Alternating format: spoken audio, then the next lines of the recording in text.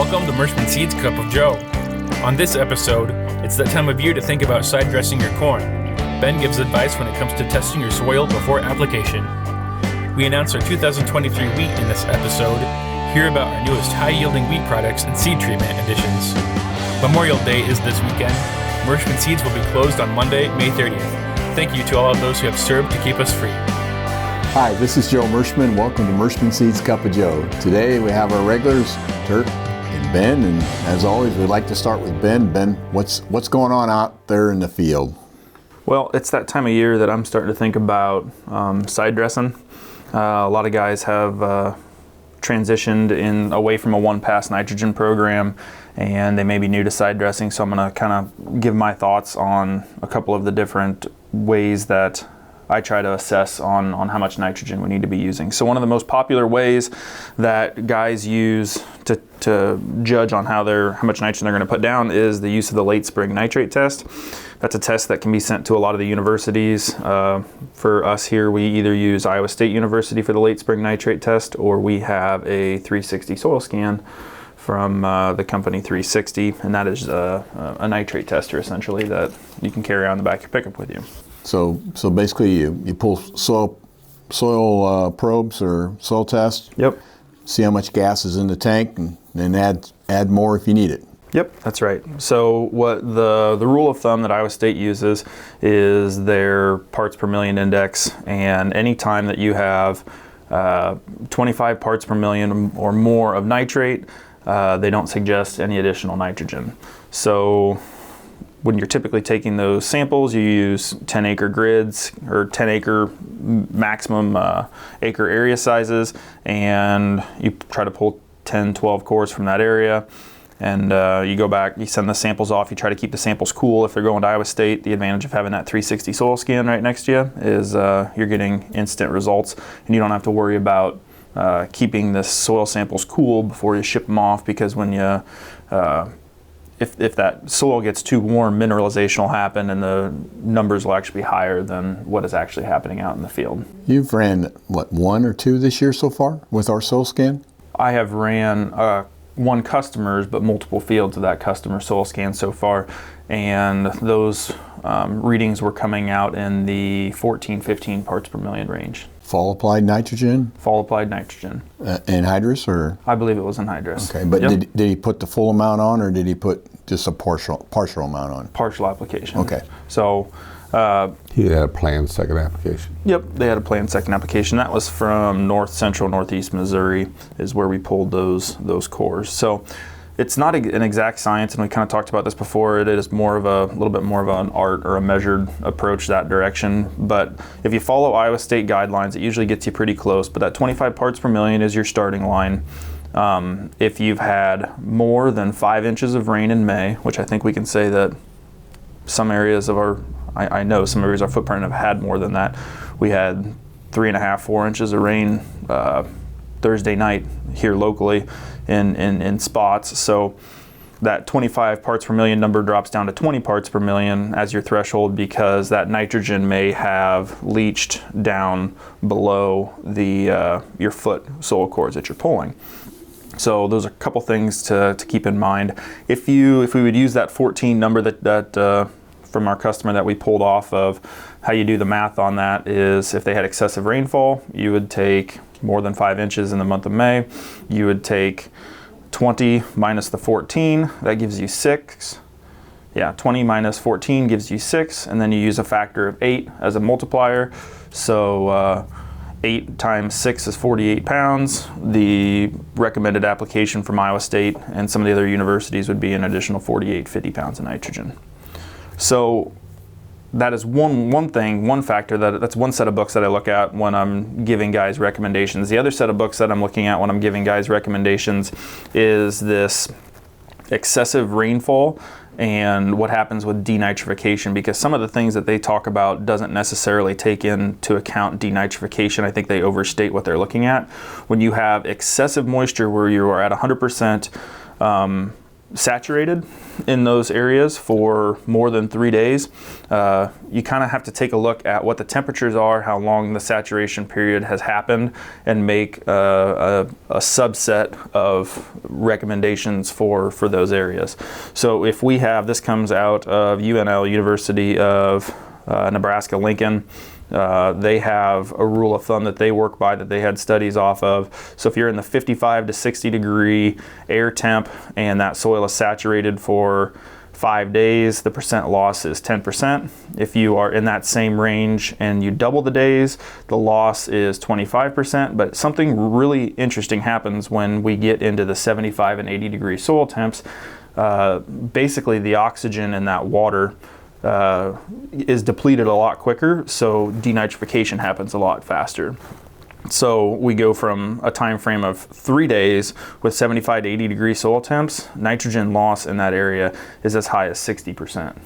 So we've had some of those conditions this year, and these are things that I'm thinking about for the guys that are the one shot anhydrous in the fall, or if they did half of their anhydrous in the fall and you have some of these ponding areas, keep that into effect. Definitely go out and get a late spring nitrate tests in those areas and start to judge as this corn is now, we have corn that was April planted that is probably in the V3 stage, V4 stage. So side dress applications can be happening in the next 2 weeks. It's going to have to happen. And you can broadcast certain dry fertilizers too on small corn. Oh, absolutely. So that's a fast way to catch up, with a 60-foot swath. It don't take long to cover a field, so with a buggy. So yep, in the side dress application, guys that have square fields don't have any problems putting anhydrous or liquid 32 down side dress, but that dry option, a product that we really like around here is Amidas, because it is sulfur encapsulated urea,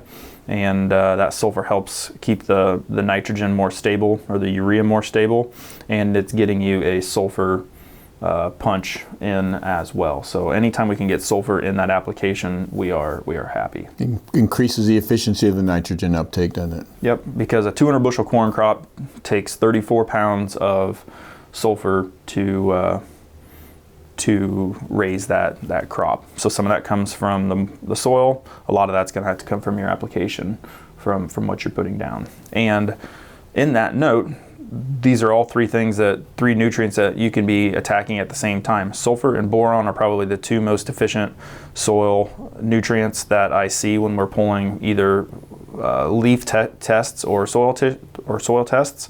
So all three of the nitrogen, sulfur, and boron can be applied at side dress time. So you're looking at anywhere from 25 to 35 pounds of sulfur you want in your nitrogen mix. You want approximately 2 to 2.5 pounds of boron, and that can be applied with Soluble. So there's lots of things to be looking at. These are some of the things that I'm thinking about when I'm making recommendations for guys, because corn's a good price. Yeah, it's a good price, and looking around at the stands, we got perfect stands. So right now we're still on 100% trend line yields, and nitrogen's a very critical element to getting that yield. We got to make sure we're scouting as well because of those cutworms we're in that cutworm window now too, and you want to protect that. Make sure you're not having cutworm loss. Yep, that's another plug for our Viptera products coming from Stein corn. It only takes a little bit of feeding, and the Viptera will actually knock cutworms back. So it's important to pick your traits very wisely when you're out there making recommendations for guys. Anything else, Ben? I'm just focusing on getting this crop growing, right? Getting that crop going correctly. So that's about all that I had anyway. Okay, Turk? I just was going to talk about the markets a little bit. This week we had some much needed rain to help our some of our crusting issues that we got, and hopefully though it softened up enough to get them through. But I know our guys are busy out looking at fields, and we've got areas that have crusted that typically we never have crusting. So I think that hot weather really hurt us right after planting in those windows. And then, but the rains that we got, and everybody seemed to got a little, and some way more than others. But the markets this week, moving into the long weekend, we're following the headlines from day to day, up and down up one day, down the next, but the traders were evening up ahead of the long weekend and the end of the month, and so come Tuesday next week we'll be on a new month, and we'll be looking at the weather. It's going to turn to a weather market more than anything, and of course the middle of June is always the time of the year where the direction of the market in the middle of June seems to set the trend long term, one way or the other. And so if you have stuff in the bin, I would advise you to take advantage of these good prices yet, very profitable prices yet, unless you're a big time gambler and want to see what's going to happen between June 15th and the 4th of July. And there could be some wild rides this year. So, yeah, because our pollination window is all going to be very tight. It's got to be tight, and the weather forecast, that 30, 60, and 90-day weather forecast, are the traders are following that very, very closely, and not that they're right all the time, but that's what they trade, and it can move the market. Limit moves from day to day depending on that forecast at that time of year. So. Just be ready for a lot of volatility. I think planting delay talk is pretty well over. The farmers did a pretty good job of getting stuff moved in, and I think we're getting close to having things wrapped up in a lot of areas, and replants have been fairly low this year so far. So hopefully everything is looking good in your neck of the woods. Don't hex us, Turk. Okay. Knock on wood, right? Turk, I'd like to talk just a little bit about wheat, and I know wheat just headed out not too long ago, but this coming week we will announce our pricing for wheat this fall to our dealers. And I know Ben has added some additional products to our lineup to beef it up. We actually have 5 different soft red winter wheats, and you might mention a little bit about a couple of the new ones if you like, Ben. Yeah, so we have our new Binti 12, which is another one of the ultra early lines that we have. It's taken a little bit of a step change for the KD 15 that we've seen for the past. I think it's going to be another one of those extremely high yielding products that can keep up with medium earlies, but still come off a week and a half, potentially about a week and a half earlier than where our medium earlies lie. So if we can still maintain high yielding wheat and get it off a week and a half early, there's some huge advantages with the ultra early. So the Binti 12 is that one. We have a Barbie 15 that is a medium to medium early, and there's some really high yielding things coming out of that product. And then I'm also really excited about the Julie 11. The Julie 11 looks just like the Maddie 3 that our customers have been so happy with last year. And I think it's incrementally just a little bit better because it's just a touch later, and there's a little bit more yield that they can capture with that Julie 11 product. So really exciting. And you made things even better yet on the seed treatment side, right? Yep. We made some changes to the seed treatment. The products that you guys have been so happy with on soybeans, we have adopted into our wheat program. So you will see Tripidity on wheat this year. We've ran biostimulants in the past with our wheat, but we felt that it was time to move Tripidity in as the main biostimulant package for the wheat portion of things. It's branded the same, but it's got different components. So when guys ask, is it the same exact thing? Well, no, not really. It's the same active ingredients, but there's higher levels of different hormones and different ratios to make grain do things differently than soybeans, because what you're doing is you're raising a legume, a high protein crop, versus wheat, which is more of a high starch crop. So you have to adjust those things. But what we can see, from the data we've looked at, it's 4.4 bushel advantage over non-Tripidity treated wheat. So big difference, big movement, all good. And then supply. What's it look like? What's our production fields look like? Excellent. So we're going to have the largest wheat supply in the history of our company this fall. Yep, we have good carryover plus phenomenal supply. Increased acres this year, so I rolled the dice a little bit, and we weren't sure how that was going to turn out, but I got lucky this round, and we're going to have the best supply. You are correct that we've ever had, so yeah, I'm excited for it. Right now our seed fields look like they're going to be some tremendous yields, and everything holds together. We don't get wet weather at harvest. We will have plenty of wheat. No need to get excited about hoarding it, or we're going to have enough. And that's one of the things that our customers have told us, probably 2 or 3 years ago. He said, we would like you to be a more dependable wheat supplier like you are on soybeans, and that's what we've done. We've really ramped up our supplies, and then we're ramping up the seed treatment just like we do on soybeans, and we're going to do this year on soybeans, so that's coming. So it's going to be a good year for wheat, and we know that with nitrogen prices and input costs that we're going to see a lot more wheat planted this fall potentially, particularly on the marginal acres, and then they're going to go after that double crop, and that's where these ultra earlies really pay off.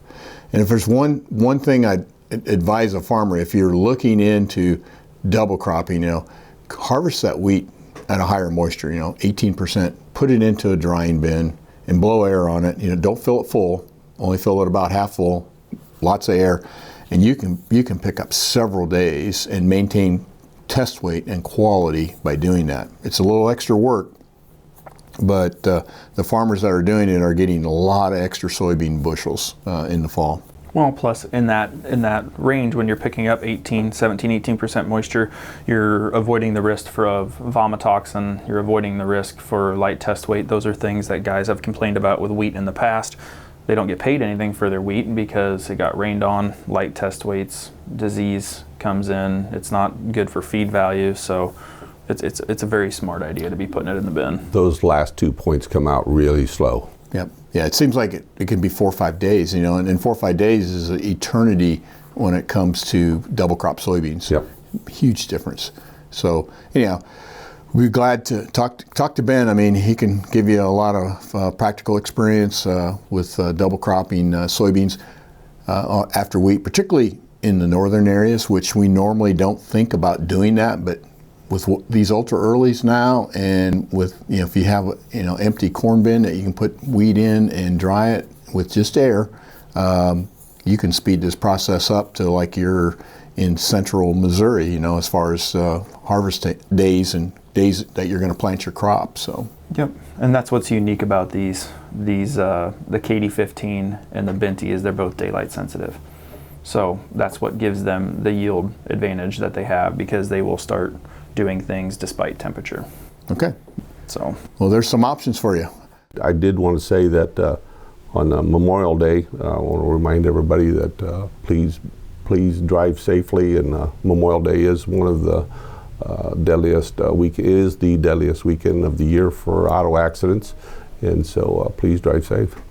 Yeah, and I'll just add on to that a little bit too, is that Memorial Day was originally known as Decoration Day, and in 1971 it became the official holiday, and many Americans observe Memorial Day by visiting cemeteries or memorials or holding family gatherings, participating in parades, and it's officially known as the beginning of summer. And I know our local cemetery does a wonderful job, and we'll throw a picture up here of with the American flags and honoring all those that gave their life in the service of this country. So we definitely don't want to forget that. Well, that brings us to the corny jokes, and let's see if we can hit a home run today. Okay.